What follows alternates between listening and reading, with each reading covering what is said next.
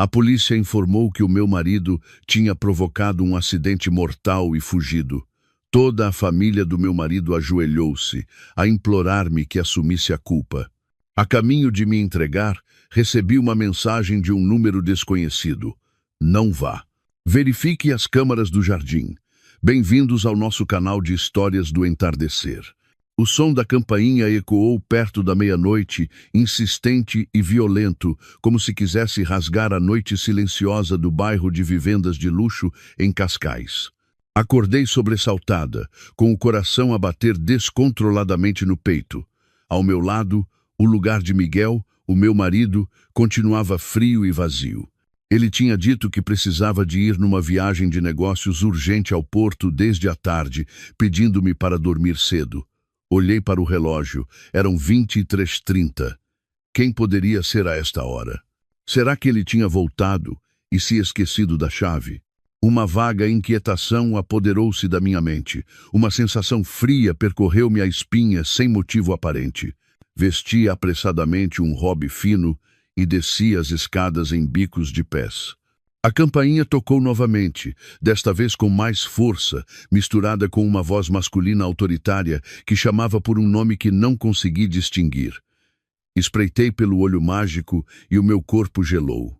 Lá fora não estava Miguel, mas sim 2 homens fardados da Polícia de Segurança Pública. Os seus rostos estavam sérios sob a luz amarelada do alpendre. Senti o meu estômago afundar.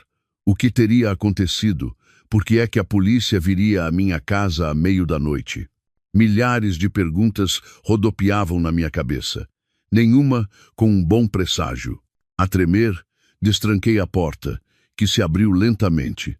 Desculpe, esta é a casa do Sr. Miguel Costa e da Sra. Catarina Pereira? Perguntou um agente mais novo, com uma voz desprovida de emoção. Sim, sou eu, a Catarina, esposa do Miguel. Aconteceu alguma coisa, senhores agentes? Tentei manter a voz firme, mas os meus joelhos já tremiam.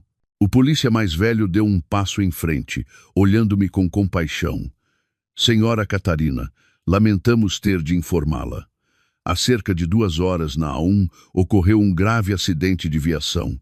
Um carro atingiu um motociclista, que teve morte imediata. O condutor do carro fugiu do local. Cada palavra dele era como uma martelada na minha cabeça.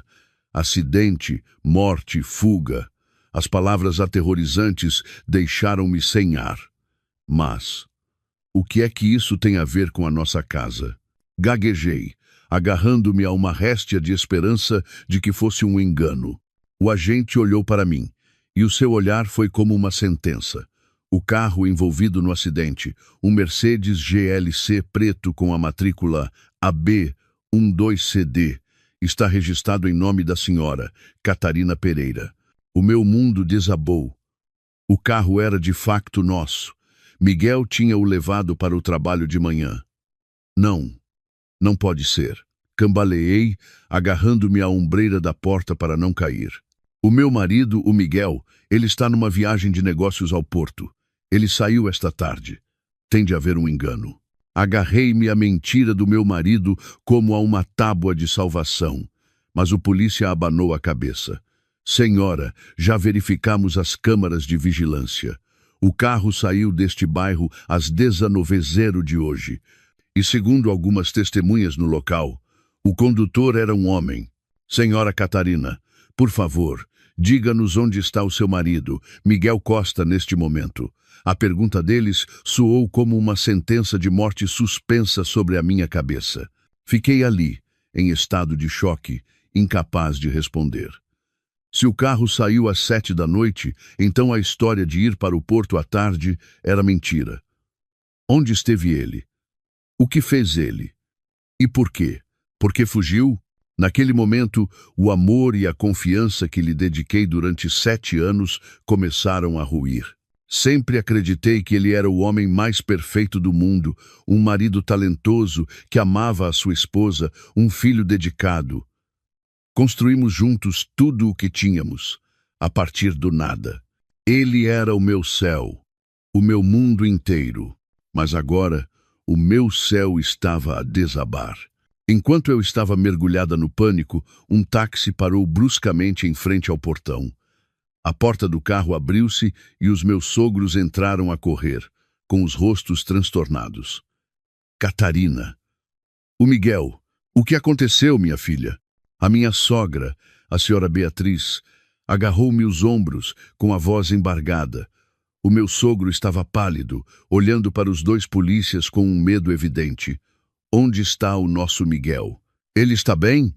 Gritou a senhora Beatriz, ignorando completamente o meu estado. Nos seus olhos, naquele momento, só existia o seu filho. O polícia mais velho explicou novamente a situação de forma concisa. Ao ouvir a palavra fuga, a senhora Beatriz soltou um grito e caiu de joelhos. Meu Deus! Meu Deus! Meu filho! Por que foste fazer uma coisa dessas? O meu sogro ficou paralisado, os lábios a tremer sem conseguir pronunciar uma palavra. A cena na minha casa era trágica e caótica, como uma peça de teatro em que eu era a protagonista, mas desconhecia o guião. Olhei para os meus sogros a chorar desesperadamente. Olhei para os dois polícias com os seus olhares sérios e pensei no Miguel, algures lá fora, deixando-me a enfrentar este pesadelo sozinha. O pesadelo estava apenas a começar, e eu não fazia ideia de que o meu papel nesta tragédia seria ainda mais cruel. Um papel que exigia um sacrifício até ao limite, algo que eu nunca poderia ter imaginado. Quando as silhuetas dos dois polícias desapareceram por trás do pesado portão de ferro, a casa mergulhou num silêncio assustador. Um silêncio denso, quebrado apenas pelos soluços angustiados da minha sogra. A senhora Beatriz estava sentada no chão frio de mármore, o cabelo apanhado à pressa agora despenteado, as mãos magras a baterem no peito. Meu Deus, por que é que a nossa família tem de sofrer tanto? Miguel, meu filho, onde estás? Volta para casa. Ela chorava, mas nenhuma das suas lágrimas era para a pessoa que tinha morrido. Toda a sua dor, toda a sua agonia, girava em torno de um único nome, o seu filho. O meu sogro estava ao lado dela como uma estátua, o rosto sombrio, os ombros caídos. Ele não chorava, mas o seu silêncio era mais assustador do que qualquer grito. Eu estava ali, no meio da minha própria sala de estar luxuosa, a sentir-me uma estranha. A minha mente estava vazia, o meu coração despedaçado. Uma parte de mim ainda não conseguia acreditar, ainda se agarrava à esperança de que tudo não passasse de um terrível engano. O meu Miguel, o marido que eu tanto amava, o homem sempre gentil e atencioso, como poderia ele cometer um crime tão atroz e fugir? Tentei reprimir a minha própria dor e aproximei-me para ajudar a minha sogra a levantar-se. Mãe, por favor, acalme-se. Sente-se aqui um pouco. Vou fazer-lhe um chá de camomila para se aquecer. A senhora Beatriz olhou para mim, os seus olhos vermelhos e inchados, não com um pedido de apoio, mas com uma censura inexplicável. Acalmar-me. Como posso ter calma? O meu filho está prestes a ir para a prisão. A vida dele está arruinada. Por que é que ele foi tão insensato? Ajudei-a a sentar-se no sofá. As suas mãos estavam geladas e tremiam. Eu sabia que qualquer palavra seria inútil naquele momento. Fui silenciosamente para a cozinha, as minhas mãos e pernas ainda a tremer. Liguei o fogão, pus água a aquecer e coloquei a saqueta de chá no bule. O aroma suave da camomila espalhou-se, mas não conseguiu aquecer a atmosfera gelada da casa. Disse a mim mesma que tinha de ser forte, de ser o pilar da família naquele momento. O Miguel estava lá fora, provavelmente assustado e em pânico. Tinha de acreditar nele. Devia haver alguma explicação. Talvez ele estivesse apenas com muito medo e, por isso, agiu de forma imprudente. Eu encontraria o melhor advogado. Faria tudo para o ajudar. Levei o chá e coloquei-o na mesa. Só então o meu sogro falou, com a voz rouca. Catarina, liga ao Miguel. Tenta ligar-lhe sem parar, a ver se ele atende. Sim, pai. Peguei rapidamente no meu telemóvel e marquei o número do meu marido. O som de chamada prolongou-se em vão antes de se desligar. O número para o qual ligou não se encontra disponível. Tentei novamente. E outra vez. mas o resultado foi o mesmo. Cada vez que ouvia a voz impessoal da operadora, sentia o meu coração ser apertado. Olhei para os meus sogros e abanei a cabeça, impotente. O desespero começou a crescer, afogando as últimas centelhas de esperança. O meu sogro suspirou, um som pesado e triste. Ele andava de um lado para o outro na sala, com uma expressão pensativa. Se isto se souber, a honra desta família ficará destruída.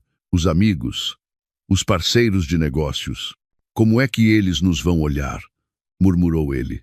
E eu percebi que, tal como a minha sogra, a sua maior preocupação não era a vida que se tinha perdido, nem a dor da família da vítima, mas sim a honra e a reputação da sua própria família. Naquela noite, ninguém dormiu. A minha sogra choramingava sem parar, chamando ocasionalmente pelo nome do filho. O meu sogro fumava um cigarro atrás do outro, pensativo, enchendo a sala com um fumo denso. E eu era como uma sombra silenciosa, ora dando um copo de água à minha sogra, ora abrindo a janela para deixar o fumo sair. Liguei ao Miguel inúmeras vezes, até o telemóvel ficar quase sem bateria. Enviei-lhe mensagens, cheias de preocupação e súplica. Onde estás? Volta para casa, amor. Eu estou aqui. Tudo se resolverá. Mas a resposta foi apenas um silêncio aterrador. Senti-me como uma marioneta, movida por um medo invisível, a tentar fazer tudo o que podia, mas completamente impotente. Perto do amanhecer, quando já estava exausta e tinha adormecido encostada ao sofá, ouvi vagamente os meus sogros a sussurrar na varanda. Eles pensavam que eu estava a dormir. Entreabri os olhos e prendi a respiração para ouvir. Agora só há uma solução, disse o meu sogro, com a voz baixa e decidida. Que solução? Diz-me. Para salvar o meu filho, eu faço qualquer coisa. Apressou-se a minha sogra a perguntar. Não te precipites. Temos de pensar bem nisto. Agora que o Miguel fugiu, o crime é ainda mais grave. Mas o carro está em nome da Catarina. Um longo silêncio se seguiu. Senti o meu coração falhar uma batida. Por que é que ele estava a sublinhar esse detalhe? O que queres dizer com isso? Perguntou a minha sogra, com uma ponta de dúvida na voz. Pensa bem. Ela é a mulher do Miguel. Ama-o profundamente. Além disso, ela é a proprietária do carro. A voz do meu sogro foi baixando até se perder no som do vento. Não consegui ouvir mais nada, mas aquelas poucas frases foram suficientes para me gelar a espinha. O que é que eles estavam a planear? Porque me estavam a envolver? O que importava que eu fosse a proprietária do carro? Tentei tranquilizar-me, dizendo a mim mesma que talvez tivesse ouvido mal, que estava a ser demasiado sensível. Eles estavam apenas a analisar a situação. Mas uma sensação de inquietação, como uma serpente venenosa, começou a rastejar na minha mente, semeando as sementes da dúvida. Fechei os olhos, a fingir que continuava a dormir. Mas na minha cabeça, a frase do meu sogro repetia-se incessantemente. Ela é a mulher do Miguel. Ama-o profundamente. Na manhã seguinte, a minha sogra já não chorava. Sentou-se no sofá, os olhos inchados, mas com um olhar estranhamente frio e cortante. Enquanto eu arrumava a sala de estar, ela chamou-me. Catarina, vem cá. A mãe quer falar contigo. Aproximei-me, com o coração um pouco apertado. Ela pegou na minha mão. As suas mãos, que na noite anterior estavam geladas, agora apertavam a minha com uma força invulgar. Catarina, começou ela, com a voz rouca de tanto chorar. Tu és a nora mais velha desta casa, a mulher do Miguel. Agora que a nossa família enfrenta esta desgraça, e ele, na sua insensatez, fugiu, só tu podes ser o nosso apoio. Olhei para ela, sem compreender bem o que queria dizer. Ela olhou-me nos olhos, e o seu olhar já não era de censura, mas sim de súplica, de um cálculo que eu não conseguia decifrar. Tu amas o Miguel, não amas? Farias tudo por ele, não farias? Assenti por reflexo. Claro que sim, mãe. Ele é o meu marido. A senhora Beatriz acenou com a cabeça, um sorriso estranho a passar-lhe pelos lábios. Muito bem. Eu sabia que eras uma boa nora. Agora, só tu podes salvar o Miguel, salvar toda esta família. As suas palavras soaram como um sussurro hipnótico, colocando um fardo invisível sobre os meus ombros. Eu não sabia que aquelas palavras eram o prelúdio de uma proposta cruel, uma armadilha já montada, e que eu, com o meu amor cego, estava a caminhar lentamente para ela. Ela disse: "Só tu o podes salvar." Mas eu nunca poderia imaginar que a forma como eles queriam que eu o salvasse era empurrando-me para um caminho sem retorno, um caminho onde eu deixaria de ser eu mesma. As palavras da minha sogra, a senhora Beatriz, pairavam na atmosfera densa da sala. Agora, só tu podes salvar o Miguel, salvar toda esta família. Olhei para ela, a minha mente ainda a girar, incapaz de processar os eventos chocantes que tinham acontecido. Não percebo mesmo o que a mãe quer dizer. Salvar? O que posso eu fazer nesta situação? Nem sequer sei onde está o meu marido, se está vivo ou morto. Sou apenas uma mulher frágil, mergulhada no medo e no desespero. Mãe, o que quer dizer com isso? O que? O que é que eu posso fazer? Vou procurar um advogado. Eu vou, tentei dizer, com a voz a tremer. Mas a senhora, Beatriz, interrompeu-me. Ela apertou a minha mão com mais força, os olhos inchados a olharem-me suplicantes, um olhar que eu nunca lhe tinha visto. Que advogado o pode salvar agora, minha filha? Ele provocou um acidente mortal e fugiu. Sabes o quão grave é esse crime? 15, 20 anos de prisão, no mínimo. Ele só tem 30 anos, toda a sua vida, a sua carreira, deitadas fora. Se ele for para lá, como é que vai sobreviver? Cada palavra dela era como uma faca a cortar o meu coração. 20 anos de prisão. O futuro do Miguel, o futuro do homem que eu amava, de repente apareceu à minha frente como um abismo escuro. Não me atrevia a pensar nisso. Realmente não me atrevia a imaginar vê-lo atrás das grades, a perder a sua juventude, a sua vida inteira. As minhas lágrimas começaram a correr novamente. Senti-me completamente impotente. Então, o que vamos fazer agora, mãe? Tem de haver uma solução, perguntei, entre soluços. Nesse momento, o meu sogro, que até então tinha estado em silêncio a andar de um lado para o outro, parou subitamente. Ele aproximou-se, pousou a mão no meu ombro, a sua voz baixa e calculista. Catarina, acalma-te e ouve o que o pai tem para dizer. A mãe e eu pensamos nisto a noite toda. A situação chegou a este ponto. Mesmo que o Miguel se entregue, não escapará à sua pena. Mas ainda há uma maneira. A única maneira de o salvar e também de preservar a honra desta família. Olhei para ele, com os olhos turvos de lágrimas.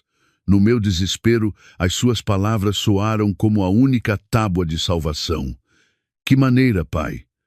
Diga-me, por favor.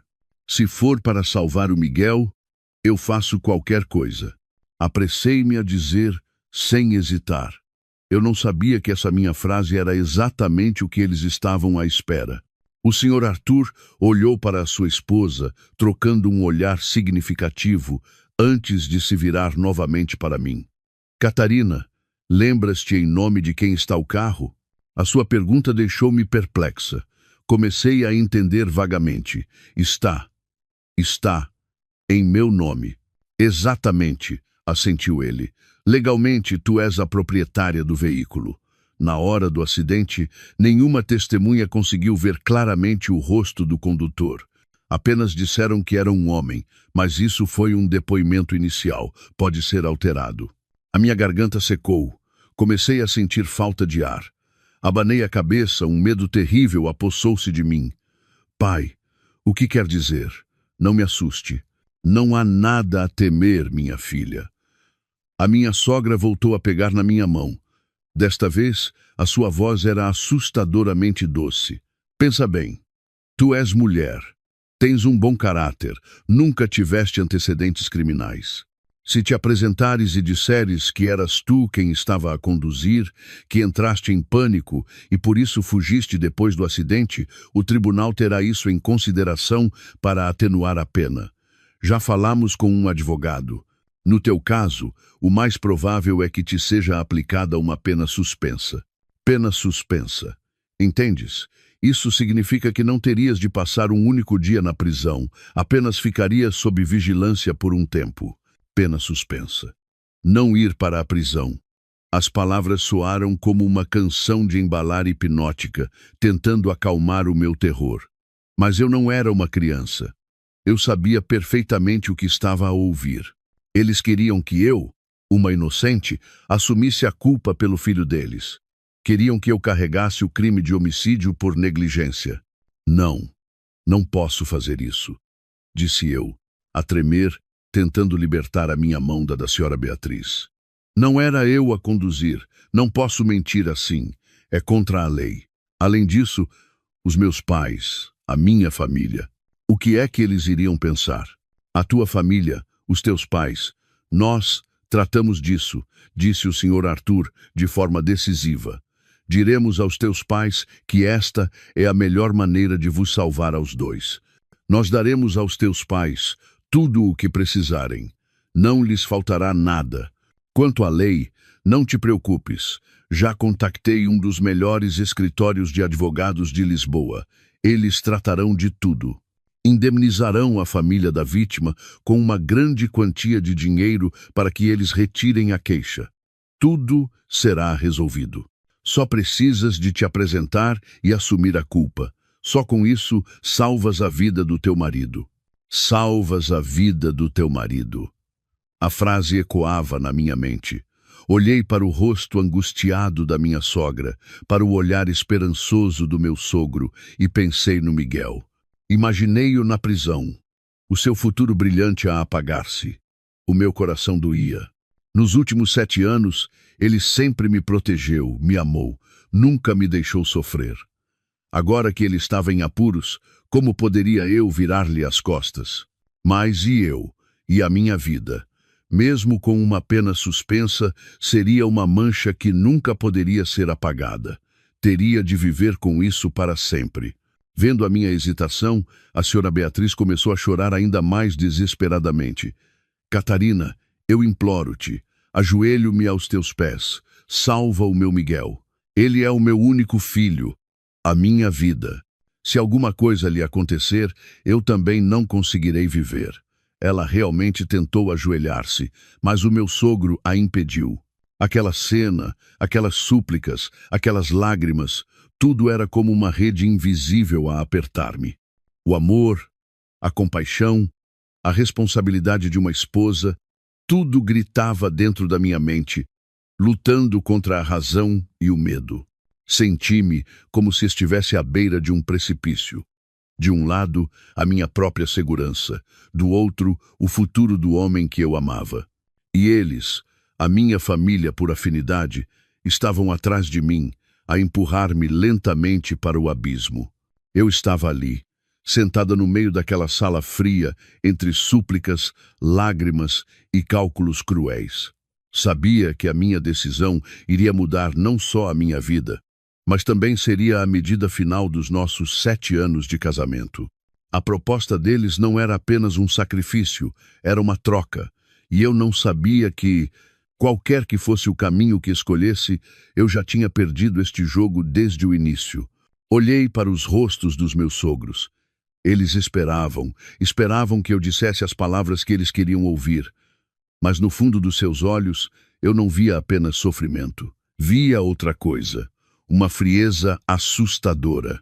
E perguntei-me se esta seria a primeira vez que eles estariam dispostos a sacrificar outra pessoa para proteger o seu filho querido. Toda a sala mergulhou num silêncio sufocante, apenas quebrado pelos soluços da minha sogra e pela respiração pesada do meu sogro. Eu estava ali sentada como uma estátua, a minha mente a girar com milhares de pensamentos contraditórios. Assumir a culpa pelo meu marido. 4 palavras que se repetiam na minha mente, frias e afiadas como um caco de gelo. Teria de carregar um crime que não cometi, de aceitar uma sentença, mesmo que suspensa, para comprar a liberdade do homem que amava. Valia a pena? Quão grande era o meu amor pelo Miguel? Seria grande o suficiente para eu sacrificar a minha honra, o meu futuro? Fechei os olhos e a imagem do Miguel voltou. A imagem do seu sorriso radiante no dia do nosso casamento. A imagem dele a cuidar de mim com ternura quando eu estava doente. A imagem dele a segurar a minha mão enquanto passeávamos pela marginal, prometendo um futuro feliz. Durante 7 anos, ele foi o meu mundo inteiro. Ele era a minha razão para lutar. O meu porto seguro quando eu estava cansada. Agora, o meu mundo estava à beira do colapso. Poderia eu ficar de braços cruzados a ver? Mas depois, outra imagem surgiu. A imagem dos meus pais, lá em Viseu, 2 pessoas que trabalharam arduamente a vida inteira, sempre orgulhosas da sua filha estudiosa e bem comportada. Se eles soubessem que eu seria acusada de homicídio, mesmo que apenas no papel, como ficariam destroçados? Como viveriam com os mexericos, com os dedos apontados dos vizinhos? E eu? Como me enfrentaria a mim mesma? Viveria o resto da minha vida com uma mancha que nunca poderia ser apagada, com medo e culpa. Não podia. Realmente não podia. Abri os olhos, olhei diretamente para os meus sogros, reunindo toda a coragem que tinha para recusar. Pai, mãe, eu não consigo fazer isso. Isto é demais para mim, peço desculpa, disse eu, com a voz trêmula mas firme. Mas mal as minhas palavras de recusa saíram, uma cena terrível desenrolou-se à minha frente. Catarina, eu imploro-te, gritou a senhora. Beatriz, com uma voz angustiada e sem hesitar, ajoelhou-se no chão frio à minha frente. Eu imploro-te, minha filha, salva o meu Miguel. O seu gesto foi como uma martelada final na minha resistência. Fiquei em pânico, levantei-me apressadamente para a ajudar, mas ela agarrou-se firmemente às minhas pernas, a chorar desconsoladamente. Se não assumires a culpa por ele está perdido, minha filha. Ele é tudo o que eu tenho. Vais ter coragem de ver esta velha mãe perder o seu filho? Fiquei paralisada, a tremer da cabeça aos pés. Uma sogra que sempre mantivera uma postura de dignidade e poder, que nunca se curvara perante ninguém, estava agora ajoelhada aos meus pés. A cena era insuportável para mim. Senti-me culpada, cruel e egoísta. Mãe, levante-se, por favor. Não faça isso.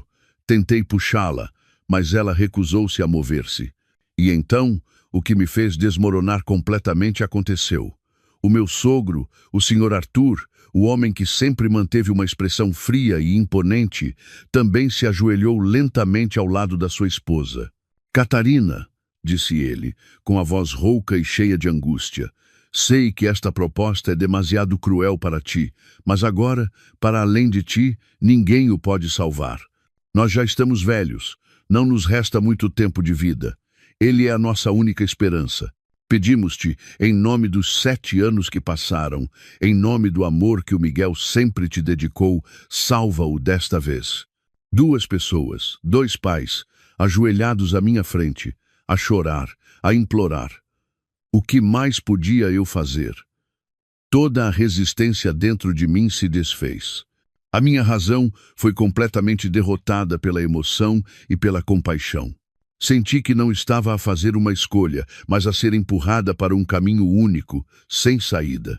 Eles usaram o meu amor, a minha compaixão filial, para o transformar numa corrente que me prendia a este sacrifício.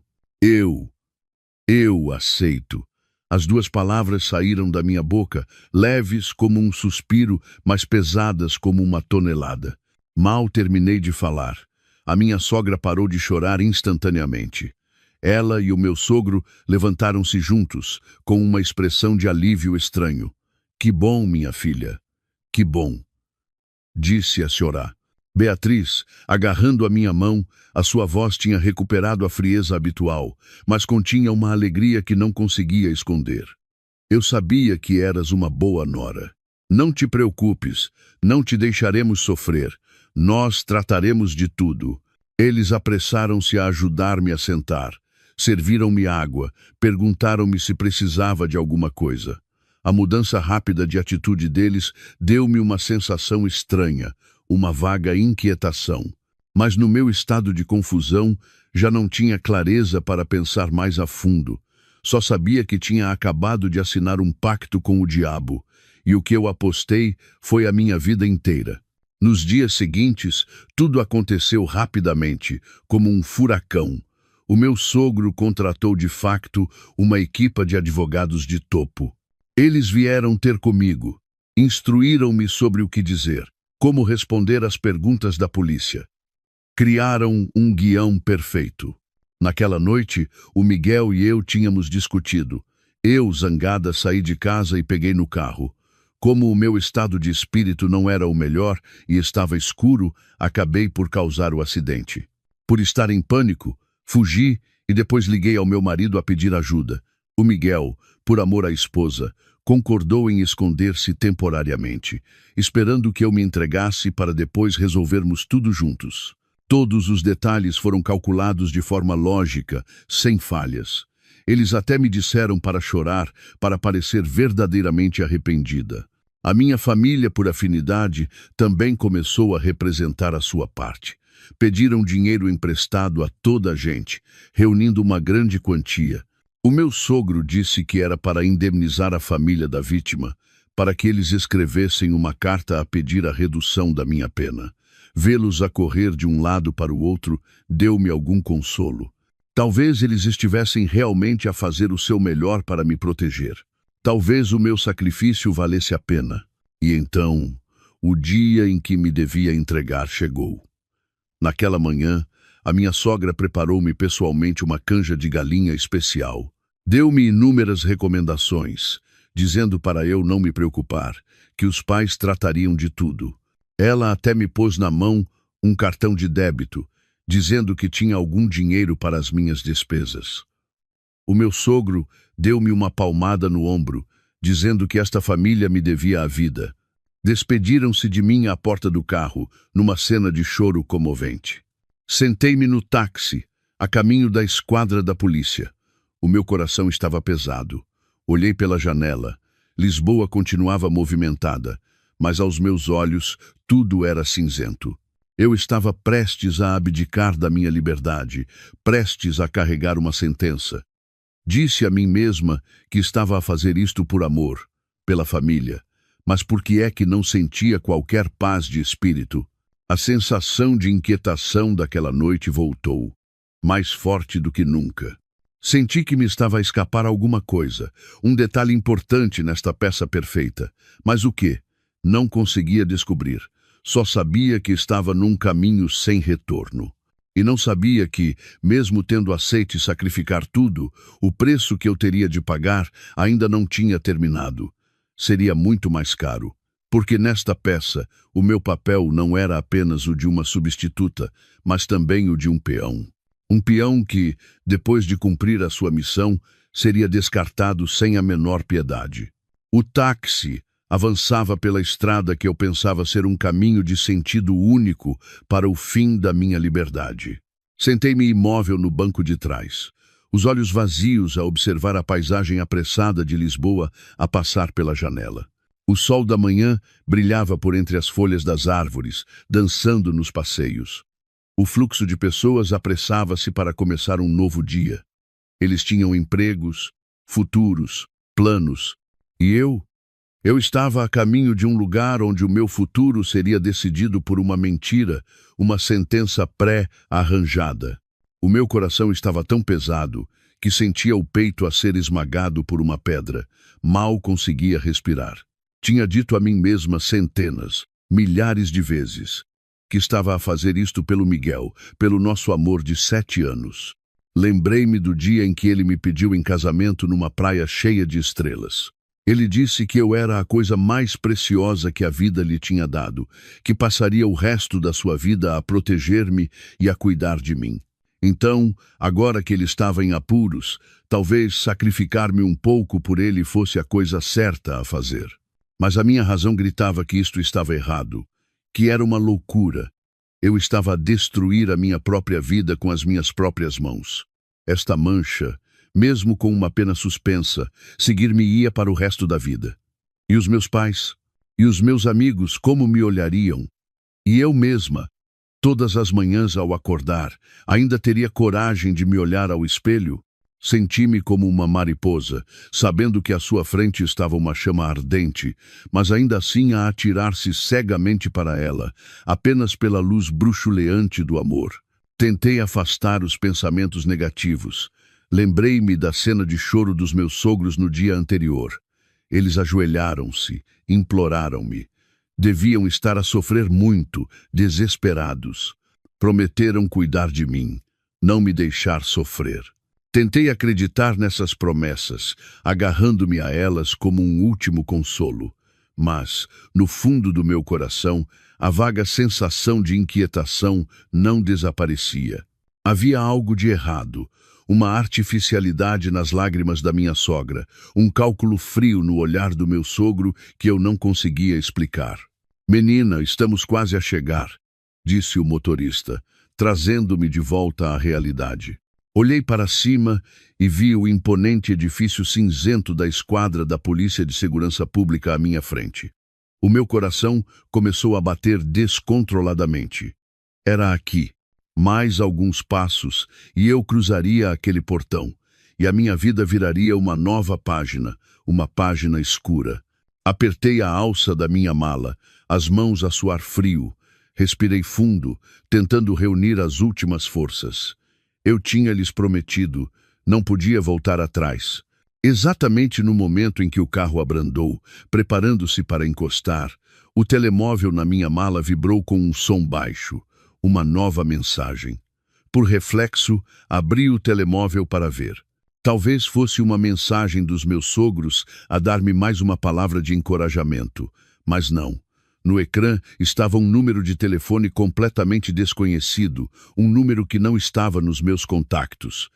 E o conteúdo da mensagem era apenas uma frase curta, mas foi como um relâmpago que me atingiu, congelando todos os meus pensamentos. "Não vá. Verifique as câmaras do jardim." Li e reli a frase, sem conseguir acreditar nos meus olhos. "Não vá. Verifique as câmaras do jardim." Quem era? Quem enviou esta mensagem? E como sabiam que eu estava a caminho de me entregar? As câmaras do jardim. Lembrei-me de repente. Há alguns meses, por razões de segurança, tínhamos instalado um sistema de câmaras de vigilância à volta da casa. Uma das câmaras estava colocada numa posição elevada, cobrindo todo o pátio da frente, o portão de entrada e a área da garagem onde o Miguel costumava estacionar o carro. Mas por que verificá-la? O que é que isso tinha a ver com o acidente? Uma série de perguntas explodiu na minha cabeça, sobrepondo-se ao medo. A mensagem chegou de forma tão súbita, tão misteriosa, mas semeou uma forte suspeita no meu coração, reacendendo a sensação de inquietação que eu tinha tentado reprimir nos últimos dias. "Chegamos, menina", disse o motorista, olhando para trás, com uma voz apressada. Olhei para fora.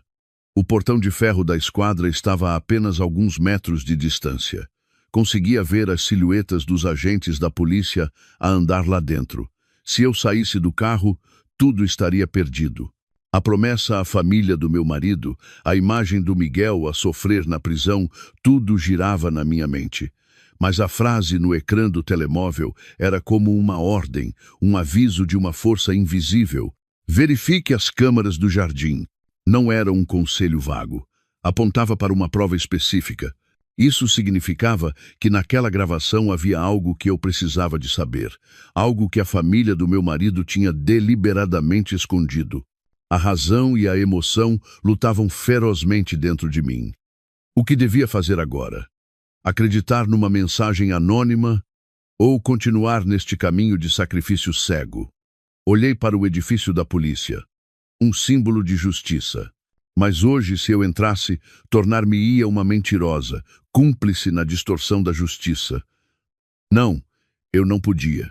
Por mais que amasse o Miguel, não podia perder-me a mim mesma. Não podia fechar os olhos a uma verdade que talvez estivesse muito próxima. "Senhor motorista", disse eu, com a voz rouca e trêmula. O motorista virou-se, com uma expressão de espera. Respirei fundo, tomando a decisão talvez mais arriscada da minha vida. Senhor, por favor, volte para trás. O motorista ficou um pouco surpreendido, mas não fez mais perguntas, apenas deu a volta ao carro em silêncio. O carro passou pelo portão da esquadra, deixando para trás o caminho que eu quase tinha seguido. Encostei a cabeça ao vidro, a respirar ofegantemente, como se tivesse acabado de escapar de um pesadelo. Mas eu sabia que tinha acabado de entrar noutro pesadelo, uma jornada perigosa e incerta em busca da verdade. Não me atrevi a ir para casa imediatamente.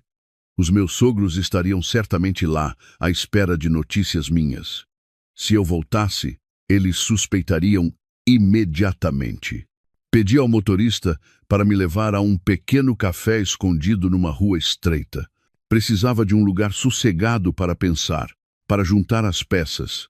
Sentei-me num canto do café, o café à minha frente já frio. As minhas mãos ainda tremiam. A mensagem misteriosa ainda estava lá, como a única luz na escuridão que me envolvia. Não sabia quem a tinha enviado, se era amigo ou inimigo, mas tinham me dado uma oportunidade de parar antes que fosse tarde demais. As câmaras do jardim. Essa era a chave. Mas como poderia vê-las? O sistema de câmaras estava ligado ao computador no escritório do Miguel. Teria de entrar naquela casa, naquele escritório, sem que ninguém me descobrisse. Este jogo tinha mudado completamente. Eu já não era um peão à espera de ser sacrificado. Tinha me tornado uma jogadora a arriscar tudo para virar o jogo. E eu sabia que, para ver aquela gravação, não podia entrar pela porta da frente. Teria de voltar à minha própria casa como uma ladra. O café à minha frente já estava gelado há muito tempo, mas eu não lhe tinha tocado. A minha mente estava tensa, como a corda de um violino. A girar com um plano audacioso e arriscado, voltar a casa como uma ladra. Mesmo só de pensar nisso, achava a minha situação irônica. Eu, a proprietária legítima da vivenda, agora tinha de entrar furtivamente na minha própria casa. Mas não tinha outra escolha. A gravação da câmara do jardim tornara-se uma obsessão, um segredo que eu tinha de descobrir a qualquer custo. Eu sabia com certeza que os meus sogros ainda estavam em casa. Provavelmente estavam ansiosos, à espera da notícia de que eu já estava na esquadra. Não podia ligar nem enviar mensagens. Qualquer ação levantaria suspeitas. Precisava de uma desculpa, uma razão plausível para eles saírem de casa temporariamente. Pensei durante muito tempo, ponderando todas as possibilidades. E então, uma ideia surgiu. A minha sogra, a senhora Beatriz, tinha um ponto fraco, a sua superstição. Ela acreditava em videntes, em feng shui, em assuntos espirituais de uma forma cega. Lembrei-me de um famoso vidente em Alfama, que a minha sogra sempre quis conhecer, mas nunca teve oportunidade. Decidi usar isso a meu favor. Usei um cartão SIM pré, pago anônimo que tinha comprado antes, criei uma nova conta de WhatsApp com a foto de perfil de um amuleto. Depois, enviei uma mensagem à minha sogra, com um tom misterioso e grandiloquente, fingindo ser o assistente do tal vidente. Em nome de Deus, o mestre sentiu que a vossa casa foi recentemente atingida por uma grande calamidade, que a vossa sorte está em declínio, uma situação grave. Movido pela sua compaixão, o mestre deseja orientar a família sobre como resolver esta situação. Exatamente às 11h de hoje, e apenas durante 1 hora, o mestre estará no santuário de Fátima para uma cerimônia. Se a família for devota, traga as datas de nascimento de todos os membros para que o mestre possa analisar. Perder esta oportunidade será como perder o destino, e a sorte e o azar serão imprevisíveis. Sabia que era uma jogada arriscada, mas com o estado de pânico e a fé cega da senhora Beatriz, acreditava que ela não deixaria escapar esta oportunidade. Prendi a respiração e esperei. 10, 20 minutos passaram sem resposta. Comecei a sentir-me desanimada. Mas então, o meu telemóvel notificou-me de uma resposta da minha sogra. Em nome de Deus, muito obrigada ao mestre. A nossa família estará lá à hora marcada. Soltei um suspiro de alívio. O plano inicial tinha funcionado. O santuário de Fátima ficava bastante longe da minha casa. A viagem de ida e volta levaria pelo menos 2 horas. Esse tempo era mais do que suficiente para eu agir. Paguei o café, chamei um motorista de TVDE e pedi-lhe para me deixar numa rua estreita atrás do meu bairro. Não podia ir pela entrada principal. Atrás da minha casa havia um muro não muito alto e, ao lado, um grande jacarandá com ramos que se estendiam para dentro do jardim. Já tinha visto várias vezes os miúdos da vizinhança a trepá-lo para apanhar bolas. Hoje, eu faria o mesmo. Senti o meu coração a bater como um tambor enquanto me agarrava ao tronco rugoso do jacarandá a tentar subir. O vestido formal atrapalhava, e os sapatos de salto alto quase me fizeram escorregar várias vezes. Mas a ideia da verdade que me esperava do outro lado deu-me forças. Finalmente, consegui passar por cima do muro, aterrando em segurança na relva macia. A casa estava estranhamente silenciosa. Andei em bicos de pés até a frente, espreitei pela janela de vidro. Ninguém lá dentro. Eles tinham saído. Respirei de alívio, peguei no molho de chaves suplentes, que sempre escondia debaixo de um vaso. A porta lateral abriu-se com um rangido suave no silêncio. Entrei sorrateiramente, a sentir o coração na boca. Fui direta ao escritório do Miguel no 2º andar. O quarto estava mais desarrumado do que o habitual, com papéis espalhados pela secretária. Não perdi um segundo e liguei o computador. Felizmente, ele não tinha palavra-passe. Rapidamente, encontrei o software de gestão das câmaras. A interface apareceu, mostrando as imagens em direto das 4 câmaras à volta da casa. A tremer, cliquei na opção para ver o histórico das gravações. Selecionei a câmara do jardim e retrocedi até a hora do acidente. Por volta das 21h, 3 dias antes. A gravação começou. A qualidade da imagem era bastante nítida. Prendi a respiração, os olhos fixos no ecrã. No início, tudo estava normal, o pátio vazio sob a luz amarela. Então, vi a porta principal abrir-se, mas quem saiu não foi o Miguel. Era o Gonçalo, o meu cunhado irresponsável. E logo atrás dele o Miguel. O rosto do Miguel parecia irritado. Ele estava a dizer alguma coisa ao Gonçalo. O Gonçalo, por sua vez, ria-se, com uma expressão despreocupada. Ele arrancou o molho de chaves da mão do Miguel e saltou para dentro do Mercedes. O meu corpo inteiro foi atravessado por um choque elétrico. Quem conduzia o carro naquela noite não era o Miguel. Era o Gonçalo. O Miguel tentou tirar o Gonçalo do carro, mas não conseguiu. Os dois discutiram por um momento e, finalmente, o Miguel, impotente, abriu a porta do passageiro e sentou-se. O carro arrancou, os faróis acenderam-se e saiu lentamente do portão. O meu coração parou. O que significava aquilo? Por que é que era o Gonçalo a conduzir? Por que é que o Miguel estava com ele? E por que é que toda a família tinha posto a culpa no Miguel e depois me obrigado a assumir? Tudo estava confuso na minha cabeça. Avancei rapidamente a gravação. Por volta das 22h, o Mercedes voltou. Entrou no pátio a alta velocidade e travou bruscamente. A porta do carro abriu-se. O Gonçalo saiu do lugar do condutor, pálido, a tremer da cabeça aos pés. O Miguel também saiu do lugar do passageiro com uma expressão igualmente assustada. Eu bati numa pessoa, mano. Ouvi claramente a voz do Gonçalo através do microfone da câmara, cheia de medo. Acho que a pessoa não se mexe. O Miguel passou as mãos pelo cabelo, a andar de um lado para o outro no pátio. Eu disse-te para não conduzires. Bêbado e a querer conduzir. Agora vê no que deu. Nesse momento, a porta da casa abriu-se.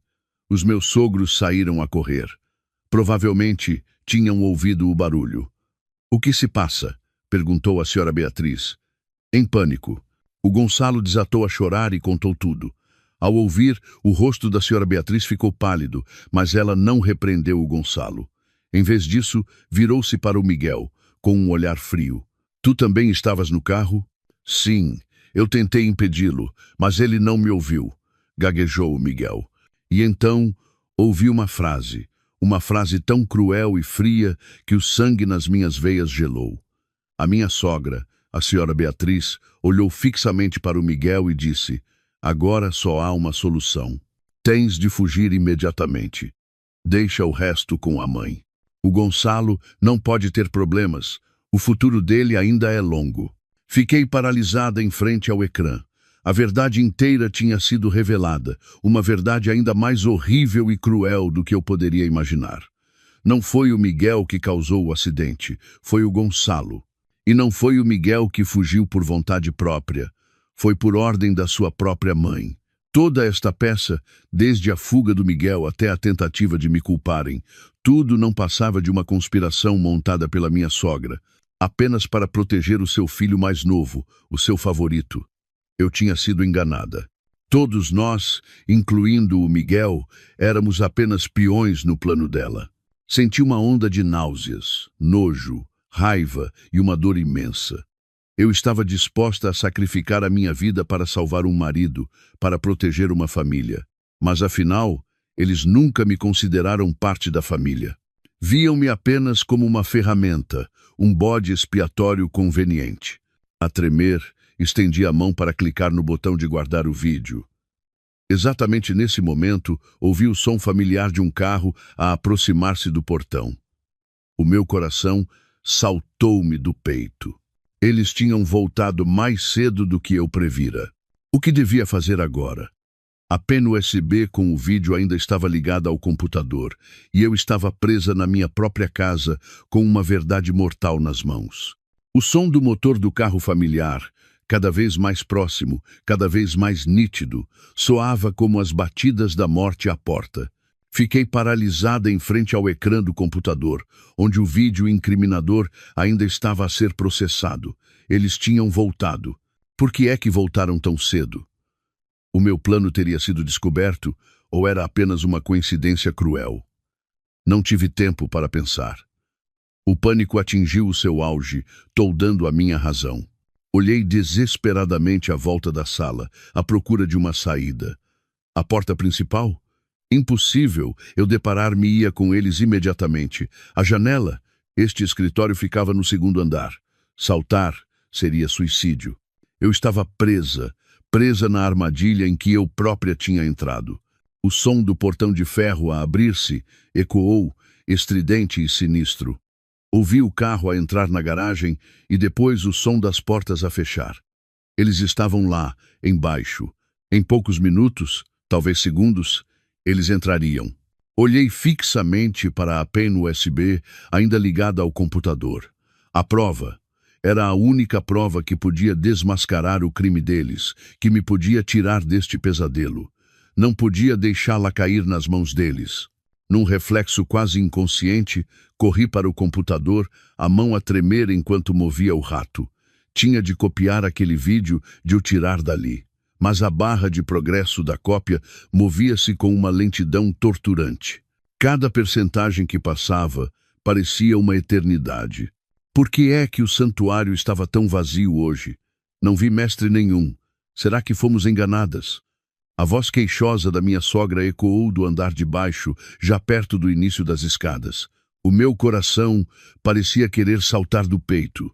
Arranquei a pen USB apressadamente, sem esperar que o processo de cópia terminasse. Não sabia se o vídeo tinha sido guardado por completo, mas não podia esperar mais. Tinha de me esconder. Olhei desesperadamente à volta da sala. Debaixo da secretária? Demasiado óbvio. Atrás da cortina? Não era melhor. Então, os meus olhos pousaram na pequena porta que dava para a varanda do escritório. Aquela varanda era a minha única esperança. Abri a porta em bicos de pés, tentando não fazer o menor ruído, e saí.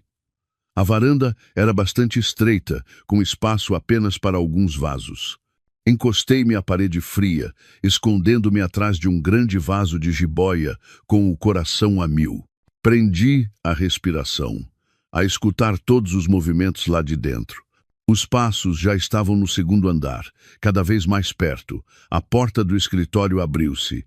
Estranho, o computador ainda está ligado, disse a voz do meu sogro, cheia de suspeita. Ouvi o meu próprio coração a bater no peito, com medo de que eles o ouvissem. Deve ter sido a Catarina que veio buscar alguma coisa e saiu, respondeu a minha sogra, parecendo não se importar muito. Deixa lá. O importante agora é pensar em como resolver isto da melhor forma. Aquela mensagem deve ter sido de algum desocupado a gozar conosco. Eles tinham percebido que a mensagem era falsa. Felizmente, não suspeitavam que era eu que estava por trás dela. Ouvi-os a remexer no quarto, o som de papéis a serem manuseados. Provavelmente estavam à procura de alguma coisa. Aqui está, disse o meu sogro, o contrato do seguro e as cadernetas de poupança dela. Temos de guardar bem estas coisas. Se ela mudar de ideias e voltar para exigir uma parte dos bens, teremos problemas. A raiva voltou a subir dentro de mim, sobrepondo-se ao medo. Mesmo nesta situação, a única coisa que lhes interessava era o dinheiro, os meus bens. Eles não queriam apenas que eu assumisse a culpa, queriam roubar-me tudo.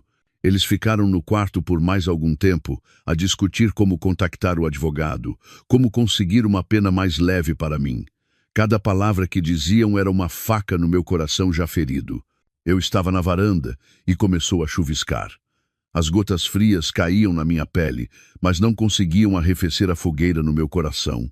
Em tempos, eu amei e respeitei estas pessoas. E agora, tinha de ouvi-los a planear como me meter na prisão, como roubar os meus bens de forma cruel e sem o menor remorso. Depois de quase meia hora que pareceu uma eternidade, eles finalmente saíram do escritório. Ouvi a porta fechar-se e os passos a descer as escadas. Respirei de alívio, o meu corpo amoleceu, encostando-se à parede. Estava temporariamente segura. Mas como sair daqui? Não podia trepar o muro novamente. Olhei para baixo. A distância da varanda do segundo andar até ao chão não era excessivamente alta. Embaixo havia relva. Se saltasse, poderia magoar-me, mas era a única maneira. Cerrei os dentes apertando a pen USB na mão. Não podia ficar presa aqui.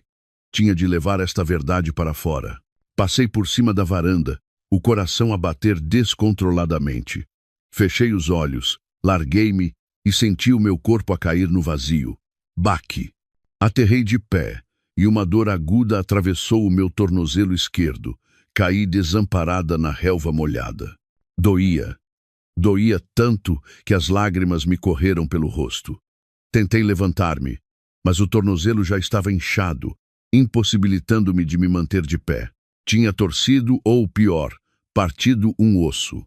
Fiquei deitada na relva, a chuva a cair cada vez com mais força sobre mim. Senti-me completamente desesperada. Tinha a prova, mas estava presa aqui, ferida e incapaz de me mover. Nesse momento, ouvi a porta das traseiras da cozinha a abrir-se. O meu coração parou. Alguém estava a sair. Era a minha sogra. Ela vinha deitar o lixo fora. Arrastei-me apressadamente, tentando esconder-me atrás de um grande arbusto de rosas, mas era tarde demais.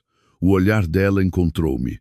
Ela ficou paralisada por um momento, os olhos arregalados de surpresa. Depois, um sorriso sinistro e malicioso apareceu nos seus lábios. Ora, ora, vejam só quem está aqui. A minha querida nora. Por que estás aí deitada? Ela aproximou-se lentamente, o olhar a percorrer-me da cabeça aos pés, parando no meu tornozelo inchado. Caíste? Que ar tão miserável! Não disse nada, apenas tentei recuar, ainda a segurar firmemente a pen USB. Mas ela viu-a. Os seus olhos semicerraram-se. O que tens aí na mão? Dá-me isso. Ela atirou-se a mim, tentando arrancar-me a pen USB da mão. Resisti com todas as minhas forças, usando toda a energia que me restava para proteger a minha única prova. A luta decorreu em silêncio, apenas com o som da chuva e o da nossa respiração ofegante. E então, no meio da confusão, senti outra mão, uma mão masculina, a apertar-me o pescoço por trás. Não conseguia respirar. A minha consciência começou a desvanecer-se. Antes de desmaiar, a última imagem que vi foi o rosto do meu sogro, frio e cruel, e a penha USB a ser arrancada da minha mão com violência. A verdade pela qual eu tinha arriscado a minha segurança estaria para sempre enterrada naquela noite de chuva torrencial? Acordei com um cheiro a mofo e a umidade familiar. O meu corpo doía por todo o lado, especialmente no pescoço e no tornozelo. Abri os olhos e a escuridão envolvia-me. Demorou algum tempo até os meus olhos se habituarem à escuridão e eu perceber onde estava. O cheiro a excrementos de animais, a palha podre e o frio do chão de cimento. Eu estava na arrecadação dos fundos, onde guardavam as coisas do cão, o mesmo lugar que, apenas alguns dias antes, eu evitava com medo. Agora, tornara-se a minha prisão. Tentei sentar-me, mas uma dor aguda no tornozelo esquerdo fez-me soltar um gemido. Toquei-lhe. Estava inchado como uma bola. Doía tanto que não o conseguia mover. Eles não só me tinham roubado a prova, como também me tinham trancado aqui, ignorando os meus ferimentos. A porta estava trancada com uma corrente de ferro grossa. Bati na porta desesperadamente, a gritar em vão. Abram a porta. O que estão a fazer? Deixem-me sair. Mas a minha única resposta era o som constante da chuva e o silêncio assustador da noite. Sentei-me no chão de cimento frio. A sensação de impotência e desespero tomou conta de mim. Eu tinha perdido a única prova, e agora eu própria era uma prisioneira. O que me fariam a seguir? Manter-me-iam aqui até eu concordar em confessar? Ou iriam? Não me atrevia a pensar mais. Um arrepio percorreu-me a espinha. Percebi que aquelas pessoas já não eram os meus sogros. Eram demônios em forma de gente, dispostos a fazer qualquer coisa para proteger os seus interesses, incluindo eliminar-me. Não sei quanto tempo estive sentada na escuridão. O tempo parecia ter parado. A dor na perna, a fome e o frio começaram a atormentar-me. Encolhi-me num canto, a tentar manter o pouco calor que me restava. As minhas lágrimas tinham secado, restando apenas a raiva e uma forte vontade de sobreviver. Não podia morrer aqui. Tinha de viver. Tinha de encontrar uma maneira de sair daqui. Comecei a rastejar pela arrecadação, a apalpar tudo com as mãos, na esperança de encontrar uma fenda, um ponto fraco. Mas foi inútil. A construção era sólida, de tijolo e rede de arame, sem escapatória. Na manhã seguinte, quando os primeiros raios de sol espreitaram pela fresta da porta, ouvi passos. A porta abriu-se. A minha sogra estava lá, a segurar uma tigela de arroz frio e um copo de água. Atirou-os ao chão como se estivesse a dar esmola a um animal. Come e depois assina os papéis. Depois de assinares, tudo acabará. Serás livre, disse ela, com a voz gelada, atirando-me uma pasta de papéis e uma caneta. Não toquei na comida. Peguei nos papéis a tremer. Era uma confissão pré-escrita, com o conteúdo exato do guião que os advogados tinham criado. Por baixo havia outro papel, uma procuração que dava ao meu sogro, o senhor Arthur, plenos poderes para dispor da vivenda e dos meus outros bens para compensar os danos. A raiva dentro de mim explodiu. Nunca vou assinar, gritei, rasgando os papéis em pedaços. Vocês são uns monstros. Vão pagar pelos vossos crimes. A minha sogra sorriu com desdém. Achas que ainda tens escolha? Fica aí. Fica aí até morreres de fome, de sede, ou até essa tua perna apodrecer. Vamos ver quanto tempo aguentas. Dito isto, bateu a porta com força. O som da corrente voltou a ecoar, frio e metálico. Os dias que se seguiram foram um inferno na terra. Todos os dias davam-me apenas um pouco de arroz frio e água, o suficiente para eu não morrer de fome. A minha perna ficava cada vez mais inchada e dorida. Comecei a ter febre alta, a delirar. Nos meus delírios via a imagem do Miguel, Chorava e chamava por ele, na esperança de que ele viesse salvar-me. Mas onde estava ele? Saberia ele o que eu estava a sofrer? Ou seria ele também parte desta conspiração cruel? A dúvida e a dor consumiam minha alma. Mas, nos raros momentos de lucidez, outra imagem surgia com mais força. A imagem da pessoa que me tinha enviado a mensagem, um estranho que era o único que queria ajudar-me. Por quê? Quem era? Saberia que eu estava presa aqui? Uma centelha de esperança brilhou na noite do meu desespero. Não podia desistir. Tinha de sobreviver. Essa pessoa misteriosa, era a minha única aliada. E então, um milagre aconteceu. Numa tarde, quando estava a adormecer de exaustão, ouvi um barulho suave atrás da arrecadação. Abri os olhos a tentar espreitar por uma fresta na parede de tijolo. Uma mão. Uma mão estava a passar por um pequeno buraco que eu nunca tinha notado, a empurrar para dentro uma garrafa de água e um pão. O meu coração bateu forte. Rastejei rapidamente para perto, pegando na garrafa de água e no pão como um náufrago que encontra uma tábua. Comi e bebi avidamente. As minhas lágrimas voltaram a correr, mas desta vez eram lágrimas de gratidão. Olhei para fora, a tentar ver quem era, mas a pessoa já tinha desaparecido. Havia apenas um pequeno pedaço de papel amarrado à garrafa. Abri-o a tremer. A caligrafia era irregular, mas clara. Não desista. Estou a tentar salvá-la. Apertei o pedaço de papel na mão. Uma onda de força calorosa espalhou-se pelo meu corpo. Eu não estava sozinha. Havia alguém lá fora a tentar salvar-me. Aquele pedaço de papel, aquela garrafa de água, aquele pão, não só me salvaram fisicamente, como também salvaram o meu espírito. Deram-me esperança, deram-me uma razão para continuar a lutar. Nos dias seguintes, a pessoa misteriosa continuou a fornecer-me mantimentos através do pequeno buraco. Às vezes, um pacote de leite, outras vezes, alguns analgésicos. Nunca aparecia, apenas deixava bilhetes curtos. Aguenta, está quase. Não deixes que eles saibam. Escondi cuidadosamente todos os vestígios. Fingi estar mais fraca, fingi estar desesperada. Deixei de gritar ou de bater na porta. Apenas fiquei quieta, à espera. E então, numa noite de chuva torrencial, a 7ª noite desde que fui presa, ouvi um barulho estranho, um clique suave vindo da fechadura. Prendi a respiração e rastejei para perto da porta.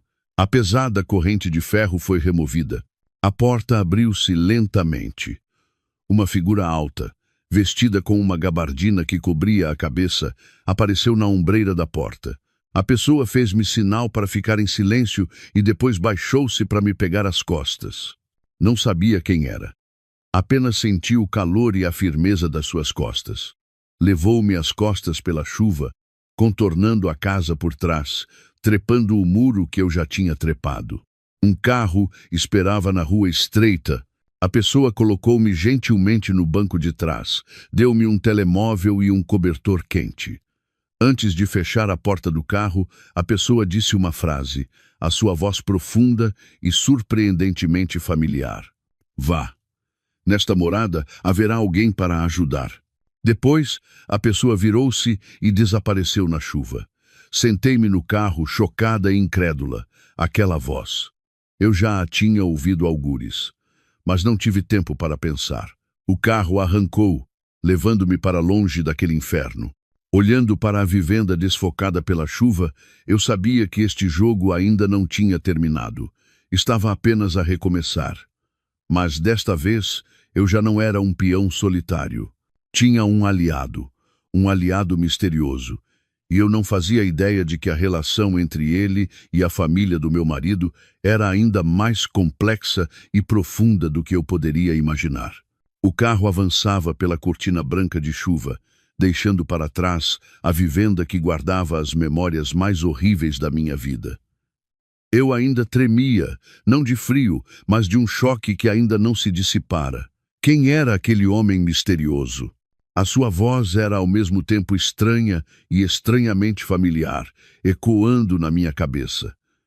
Ele arriscou a sua vida para me salvar. Por quê? Não tinha respostas. Apenas a certeza de que me tinha sido dada uma segunda oportunidade, uma oportunidade para virar o jogo. Olhei para o telemóvel que ele me tinha dado. O ecrã iluminou-se, mostrando uma morada num apart-hotel de luxo na zona do Parque das Nações e uma mensagem curta. Quando chegar, ligue para este número. O nome dela é Marta. Ela tratará de si. Segui as instruções. O carro levou-me a um edifício elegante, com segurança rigorosa. Liguei para o número indicado. Uma voz feminina, jovem e despachada, atendeu do outro lado. Alô? É a senhora Catarina? Suba ao 25 grau andar, apartamento 2508. Estou à sua espera. A voz dela transmitia profissionalismo e confiança. Senti-me um pouco mais segura. O apartamento 2508 era espaçoso e moderno. A mulher chamada Marta, com cerca de 28 anos, de postura ágil e olhar perspicaz, já tinha tudo preparado. Olá, senhora Catarina. Eu sou a Marta. Entre, por favor. Preparei um banho quente e algo leve para comer. A senhora precisa de descansar. Ela ajudou-me a sentar no sofá. O seu olhar não escondia a compaixão ao ver a minha perna inchada e o meu estado deplorável. Quanto à sua perna, já chamei um fisioterapeuta de confiança. Ele estará aqui em breve. Não se preocupe, aqui está absolutamente segura. A atenção e o profissionalismo da Marta comoveram-me profundamente. Depois de o médico me ter examinado o tornozelo e feito um curativo, a dor diminuiu consideravelmente. Comi apressadamente uma sopa quente e depois não consegui mais conter-me. Perguntei a Marta: Marta, podes dizer-me quem foi que me salvou? A Marta olhou para mim com alguma hesitação e depois suspirou.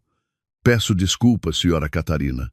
Ele pediu-me para não revelar a sua identidade. Ele quer apenas ajudá-la em silêncio. Mas por quê? Por que é que ele me ajudou? Insisti. A Marta ficou em silêncio por um momento e depois disse: talvez porque ele também foi uma vítima daquela família, e ele viu em si a imagem de alguém que ele não conseguiu proteger no passado. Uma vítima? Alguém que não conseguiu proteger? As palavras da Marta tornaram o mistério sobre aquele homem ainda mais denso. Que rancor teria ele da família do meu marido e quem era essa pessoa do passado? Não fiz mais perguntas. Sabia que a Marta não diria mais nada. Mas dentro de mim, uma determinação cresceu. Eu iria descobrir quem ele era, nem que fosse apenas para lhe agradecer. Naquela noite, pela primeira vez em mais de uma semana, deitei-me numa cama macia e limpa, mas não consegui dormir. O pesadelo dos dias de cativeiro, a imagem cruel dos meus sogros e, acima de tudo, a verdade sobre o crime do Gonçalo e o encobrimento de toda a família assombravam a minha mente. Eu tinha perdido a penha USB com o vídeo, mas o seu conteúdo estava gravado a fogo no meu cérebro. Tinha de o recuperar. Tinha de os fazer pagar. Na manhã seguinte, quando acordei, a Marta já tinha preparado o pequeno almoço e um conjunto de roupas novas. Senhora Catarina, ele pediu-me para lhe dar isto. A Marta entregou-me um computador portátil novo e outro telemóvel. Ele disse que agora vamos começar o contra-ataque. Os olhos da Marta brilhavam com determinação. Ele já instalou um software especial no computador. A senhora lembra-se da palavra passe para aceder ao sistema de câmaras da sua casa? Assenti vigorosamente. Lembro-me perfeitamente. Ótimo, sorriu a Marta. Vamos tentar aceder ao sistema remotamente. Se eles ainda não apagaram os dados, conseguiremos recuperar o vídeo. O meu coração bateu forte enquanto eu digitava cada caractere do endereço IP e da palavra passe. Tanto eu como a Marta prendemos a respiração, à espera. E então, a interface do software de gestão das câmaras apareceu no ecrã. Eles não tinham apagado. Talvez por excesso de confiança, por pensarem que tinham a penha USB, ou talvez por não perceberem o suficiente de tecnologia para saber que os dados ainda estavam no gravador. A tremer, cliquei em rever gravações. O meu coração parecia querer saltar do peito quando vi que o ficheiro de vídeo daquela noite fatídica ainda estava intacto. "Conseguimos!" exclamou a Marta em voz baixa. Rapidamente, descarregamos o vídeo para o computador e fizemos várias cópias de segurança. Com a prova irrefutável nas mãos, senti-me revigorada. O medo desapareceu completamente, deixando apenas a raiva e um plano de vingança frio que começava a tomar forma na minha mente. "Marta, ajuda-me a contactar a melhor advogada que conheces", disse eu, com uma calma surpreendente. "E ajuda-me a encontrar informações sobre a família da vítima do acidente. Quero encontrá-los." A Marta assentiu, sem hesitar. "Não se preocupe, eu trato de tudo."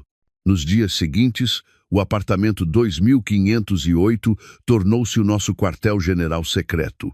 A Marta, com a sua agilidade e os seus contactos, ajudou-me a contactar uma advogada famosa pela sua perspicácia e integridade, a doutora Clara Mendes.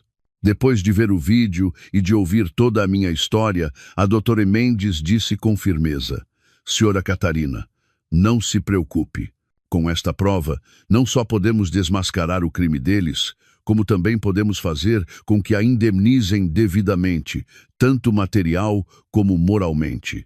A Marta também encontrou informações sobre a família da vítima. Era uma família trabalhadora e pobre. O homem que morreu era o pilar da família, deixando para trás a esposa e 2 filhos pequenos.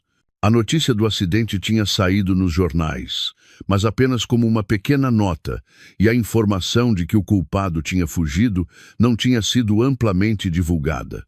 Provavelmente, a família do meu marido tinha usado dinheiro para abafar o caso. Isto deixou-me ainda mais furiosa. Eles não só foram cruéis ao ponto de me culparem, como também desprezaram a vida de outra pessoa. Decidi que tinha de me encontrar com a esposa da vítima. Não queria apenas pedir desculpa, embora não fosse eu a culpada, mas também queria juntar-me a ela para exigir justiça pelo seu falecido marido. O encontro foi marcado num pequeno café perto do bairro onde ela vivia.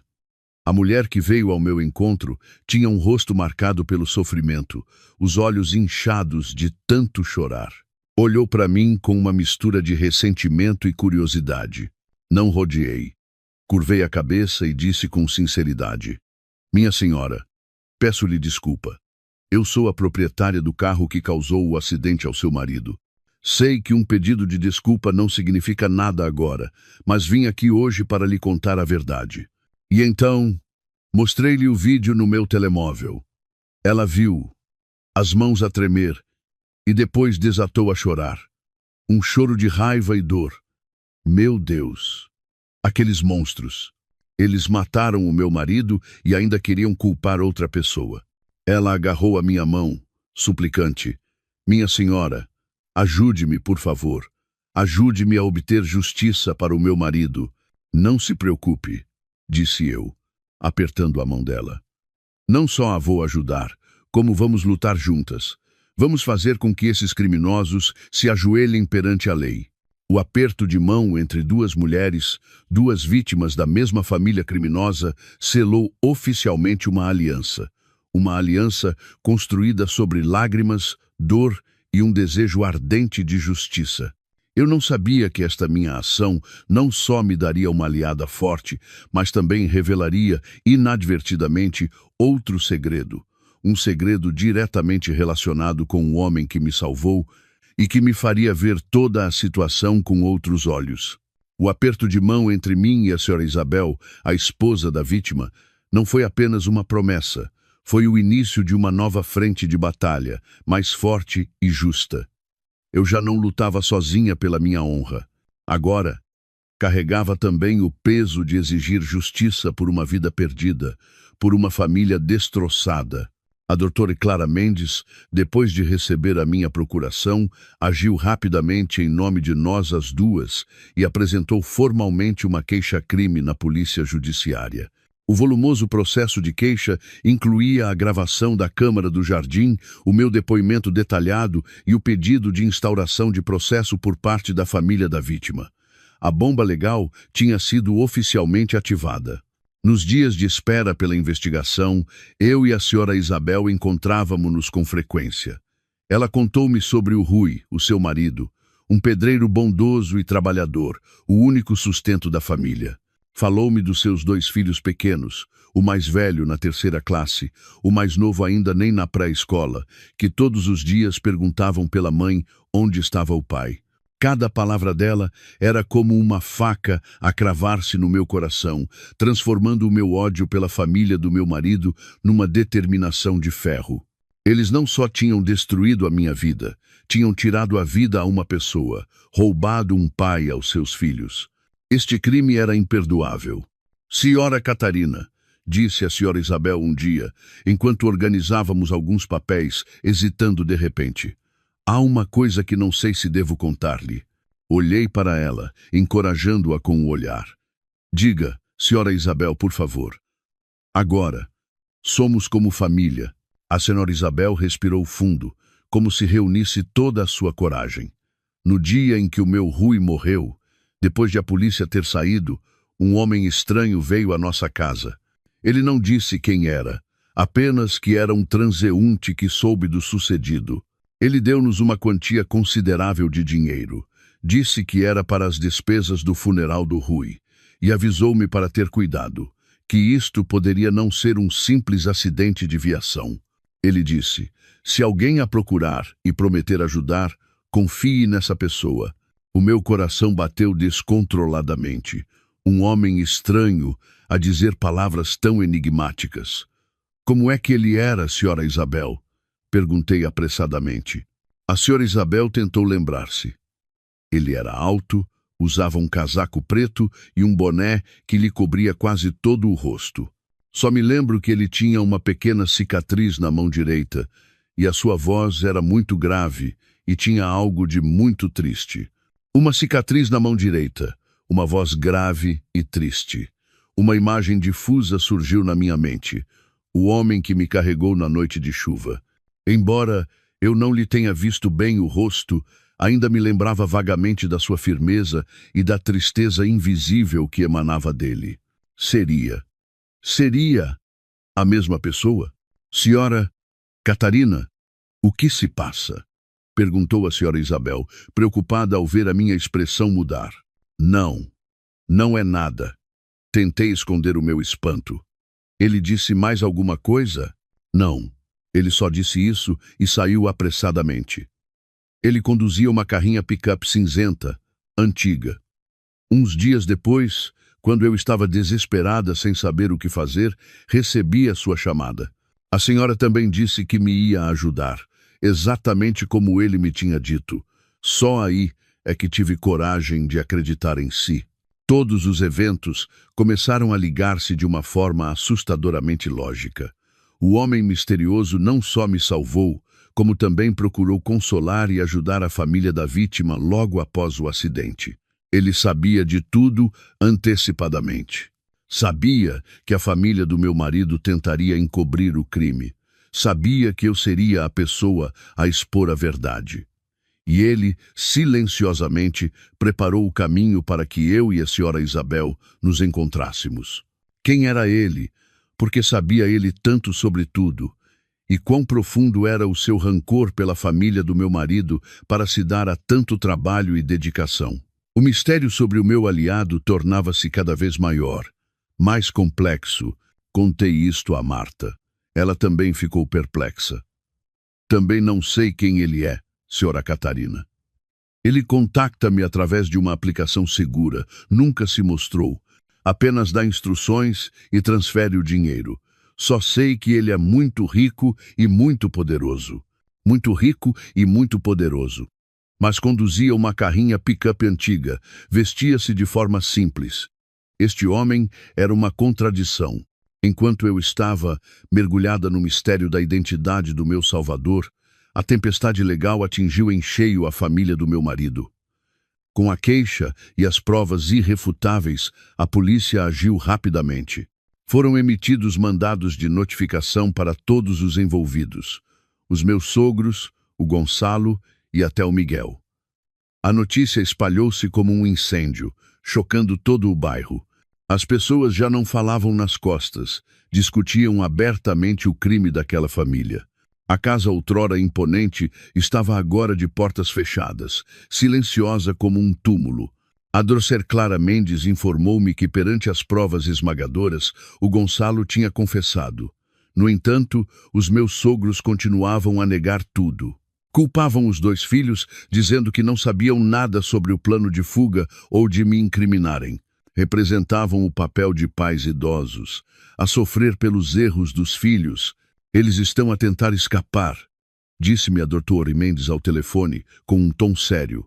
Querem que o Gonçalo e o Miguel assumam tudo, para eles ficarem a salvo. Mas enganaram-se. Ainda temos um trunfo na manga. Qual, doutora? Perguntei, ansiosa. Você mesma, senhora Catarina, disse a doutora Mendes. O seu depoimento sobre ter sido mantida em cativeiro, ameaçada e forçada a confessar, é a prova de ferro para os incriminar. Em breve, a polícia irá organizar uma acariação. Está preparada? Estou preparada, respondi, sem a menor hesitação. Há muito que esperava por este dia.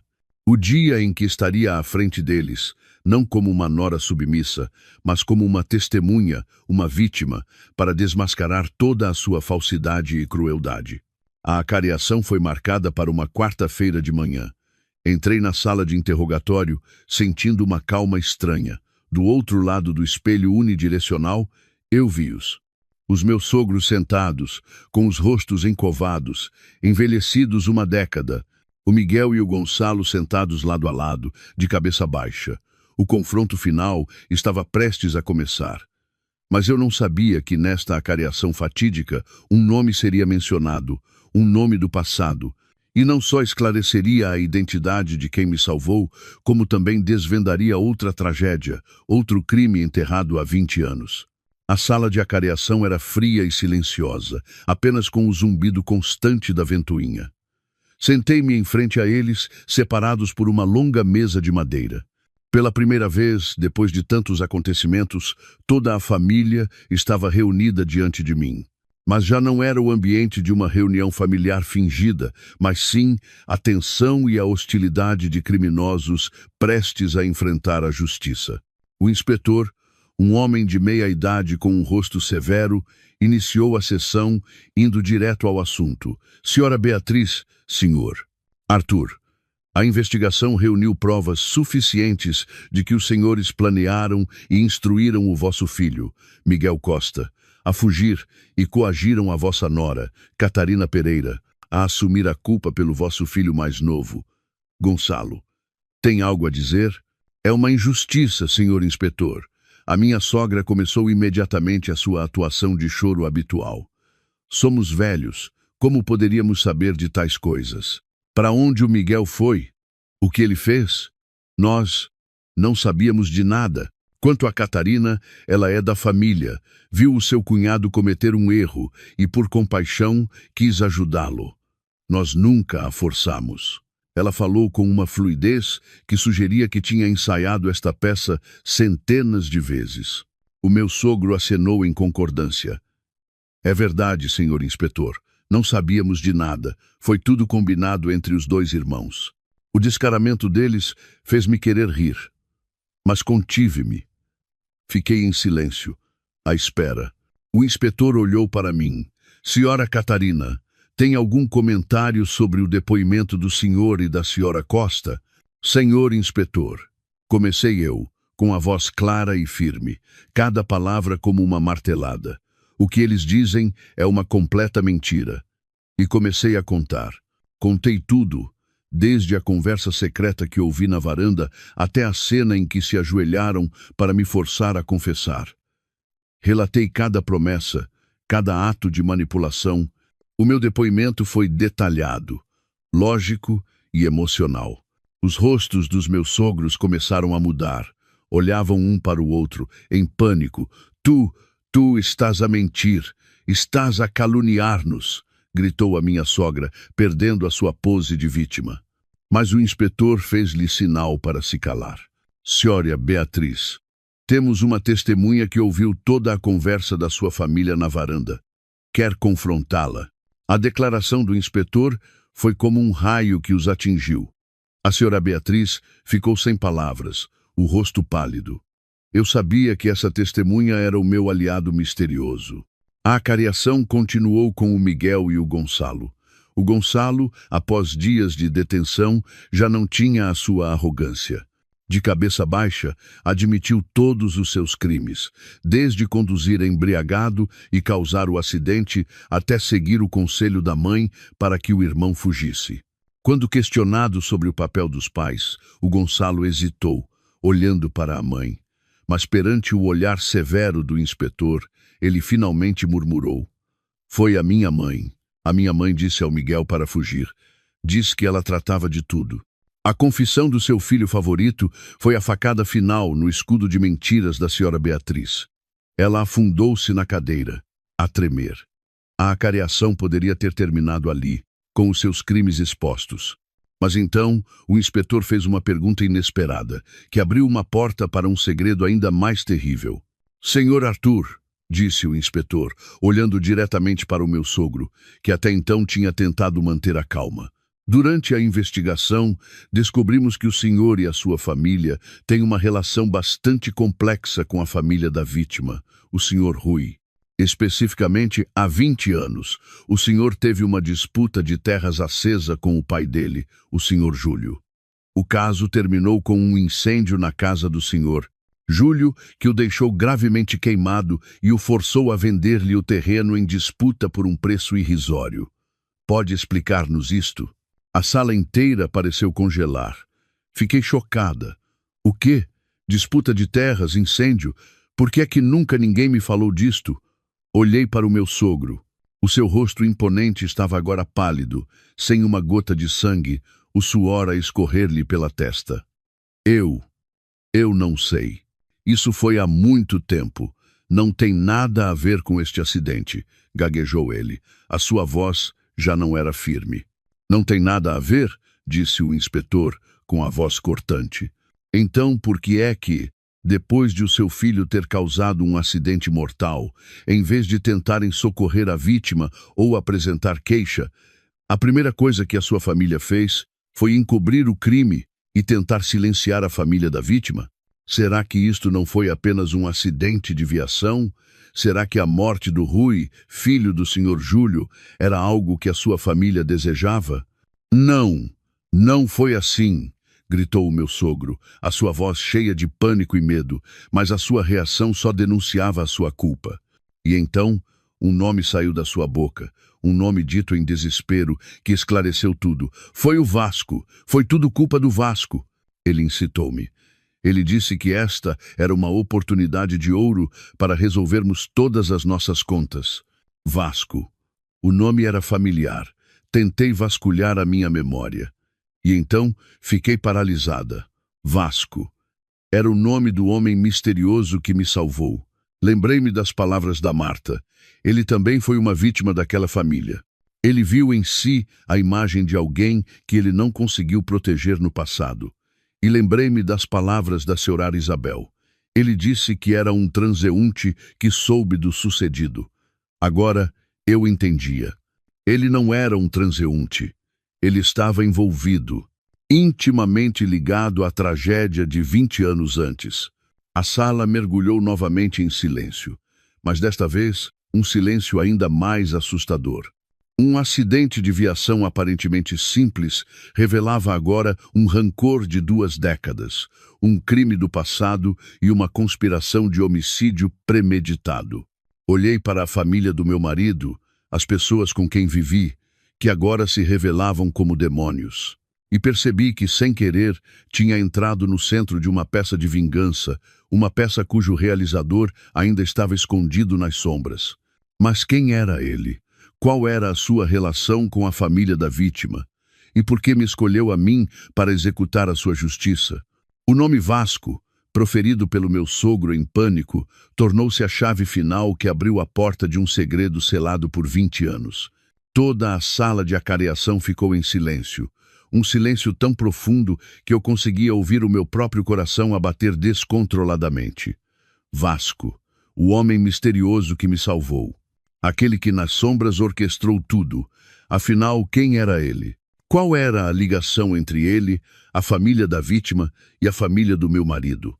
O inspetor, com a perspicácia de um profissional experiente, não deixou escapar este detalhe crucial. Olhou diretamente para o meu sogro, a sua voz endureceu. Vasco. Vasco Antunes, o filho do senhor. Júlio, aquele que lhe vendeu o terreno há 20 anos. O rosto do senhor Arthur ficou cinzento como cinza. Ele não respondeu. Apenas baixou a cabeça sobre a mesa, os ombros a tremer. O seu silêncio foi uma confissão. Todas as peças do puzzle encaixaram-se com uma perfeição assustadora. O homem que me salvou, o meu aliado misterioso, era Vasco, o filho da vítima do incêndio de anos atrás e o irmão mais velho do Rui, o homem que morreu sob as rodas do carro do Gonçalo. Ele não era um transeunte. Ele era uma parte interessada, alguém que carregava um profundo rancor por 2 décadas. A acareação terminou pouco depois. A família do meu marido foi detida preventivamente para uma investigação mais aprofundada. Já não era um caso de acidente de viação, tornara-se um caso complexo, reabrindo crimes do passado. Saí da sala de acareação, a cabeça ainda a zumbir. Não fui para casa imediatamente. Pedi a Marta que me levasse a uma morada. A morada de um pequeno café onde o Vasco tinha trabalhado enquanto era estudante, um lugar que eu sabia que ele ainda frequentava. Precisava de respostas. Precisava de confrontar o homem que tinha mudado a minha vida. O café ficava numa rua estreita e tranquila, em contraste com a agitação lá fora. O Vasco estava sentado num canto, junto à janela, a observar silenciosamente a chuva fina que caía. Ele não pareceu surpreendido ao ver-me, como se já soubesse que eu viria. "Olá, Catarina", disse ele, com a sua voz grave e triste familiar. "Como devo chamar? Lô, Vasco ou o meu Salvador?" Sentei-me em frente a ele, olhando-o nos olhos. Os seus olhos eram profundos, continham uma tristeza que nada parecia poder aliviar. "Chame-me apenas Vasco", disse ele, com um leve sorriso. "Não sou um salvador. Sou apenas alguém a tentar corrigir os erros do passado." "O passado?" perguntei. "O que aconteceu naquela noite, há 20 anos?" O Vasco ficou em silêncio por um longo momento, o seu olhar perdido ao longe, como se regressasse a uma memória dolorosa. "Naquela noite", começou ele, com a voz rouca, "a família do senhor. Arthur mandou incendiar a nossa casa. O meu pai, o senhor, Júlio, ao tentar apagar o fogo para salvar os documentos do terreno, sofreu queimaduras graves. Ele viveu o resto da sua vida em dor e incapacidade. A minha mãe, de tanto desgosto, adoeceu e morreu pouco tempo depois. A nossa família ficou destroçada. Tudo por causa daquele terreno, um terreno que o senhor Arthur roubou com manobras. As lágrimas correram-me pelo rosto. Não conseguia imaginar a dor que ele e a sua família tinham sofrido. Por quê? Porque não chamaram a polícia? Nós chamamos, riu o Vasco amargamente. Mas naquela altura, o senhor Arthur tinha dinheiro e poder. Todas as provas foram destruídas. O caso foi encerrado com a conclusão de que foi um curto-circuito. Ninguém foi responsabilizado. Eu e o meu irmão, o Rui, crescemos na injustiça e no ódio. Ele continuou. Quando soube que o filho do senhor Arthur tinha causado um acidente que matou o meu próprio irmão, soube que o destino me estava a dar uma oportunidade. Uma oportunidade de obter justiça pelo meu pai e pelo meu irmão. Eu segui-os, gravei todas as suas ações, todas as suas conspirações. Sabia que eles tentariam culpar-te e decidi que te ia ajudar. Não só para te salvar, mas para te tornar na arma mais afiada para expor todos os seus crimes. Agora, eu entendia tudo. Nesta peça, o realizador não era eu, nem a família do meu marido. O realizador era ele, um homem que esperou 20 anos por uma oportunidade de vingança. Obrigada, disse eu, com a voz embargada. Obrigada por me teres salvo, por me teres dado a oportunidade de refazer a minha vida. O Vasco abanou a cabeça. A pessoa a quem deves agradecer és tu mesma, Catarina. A tua coragem superou as minhas expectativas. Não só obtiveste justiça para ti, como também para a minha família.